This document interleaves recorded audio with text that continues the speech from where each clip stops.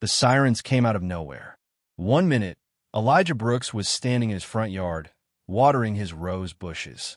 The next minute, two police cruisers screeched to a stop in front of his house, tires screaming against the pavement. Neighbors peeked through their blinds. Someone across the street dropped their coffee cup. Elijah, a 72-year-old Army veteran, wiped sweat from his brow and squinted at the flashing lights. His little dog, Charlie, barked once, sensing the trouble before Elijah even could. Then, hands where we can see them. Now, two officers, Trent Mills and Cody Barnes, leapt from their cars, guns half-drawn, voices sharp like knives. Elijah raised his hands slowly, confused. "What's going on?" he asked, his voice steady but tired. "Don't move," Trent barked. Before Elijah could speak another word, they rushed him. Hard hands grabbed his arms. Cold metal bit into his wrists as the handcuffs snapped shut. "You're under arrest," Cody muttered, smirking. "For what?" Elijah asked, struggling to stay calm. "Fitting the description," Trent said. "No real reason. No explanation." The neighborhood stayed silent, blinds fluttering back into place. No one dared step outside. As the officers shoved him into the back seat of the cruiser, Elijah caught sight of his granddaughter, Maya, standing frozen in the doorway. Her small hand clutched the frame. Her eyes were wide, scared. Elijah's heart broke a little. He had survived war zones far from home. But right now, right here, he realized, sometimes the real battles were waiting for you in your own front yard. And this one was just getting started. The holding cell was ice cold. Elijah Brooks sat alone on the hard metal bench, the weight of the handcuffs still burning into his memory, even though they'd been removed. A single flickering light buzzed above his head. Every tick of the clock on the wall felt like a hammer against his chest. He stared down at his hands, hands that once carried wounded soldiers to safety, hands that had saluted the flag more times than he could count. Now they trembled. Down the hallway, muffled laughter echoed from the officers' lounge. Trent and Cody were bragging to anyone who would listen, proud of their big arrest. Elijah closed his eyes. They didn't know. They had no idea.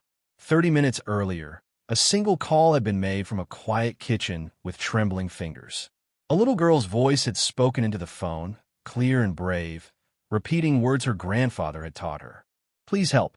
They took my grandpa. He didn't do anything wrong."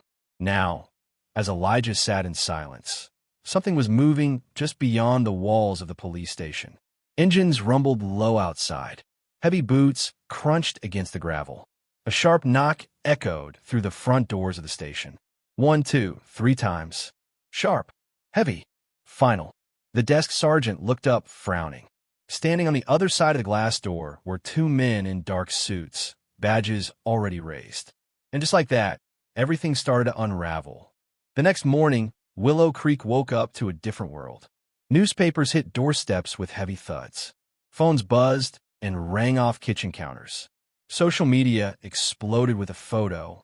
Elijah Brooks, in handcuffs, head held high, standing between two officers who now wore shame on their faces.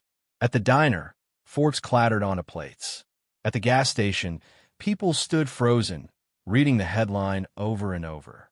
War hero wrongfully arrested. FBI steps in. The truth had arrived, louder and faster than gossip ever could. Meanwhile, at his little brick house on Maple Street, Elijah Brooks sat on the porch in his favorite rocking chair. Charlie the dog lay quietly at his feet, tail thumping the wooden boards.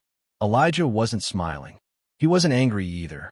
He just sat there, calm as a stone in the river, watching the cars slow down as they passed by. Some drivers honked softly, offering small waves. Others rolled down their windows and shouted, "We're sorry, Mr. Brooks," or "Thank you for your service." Elijah gave them all the same steady nod. Inside the house, Maya pressed her face against the screen door, watching her grandpa like he was a king on his throne. Because to her, and now, finally, to the whole town, that's exactly what he was. Not a suspect, not a threat, a hero. And this time, no one could pretend otherwise.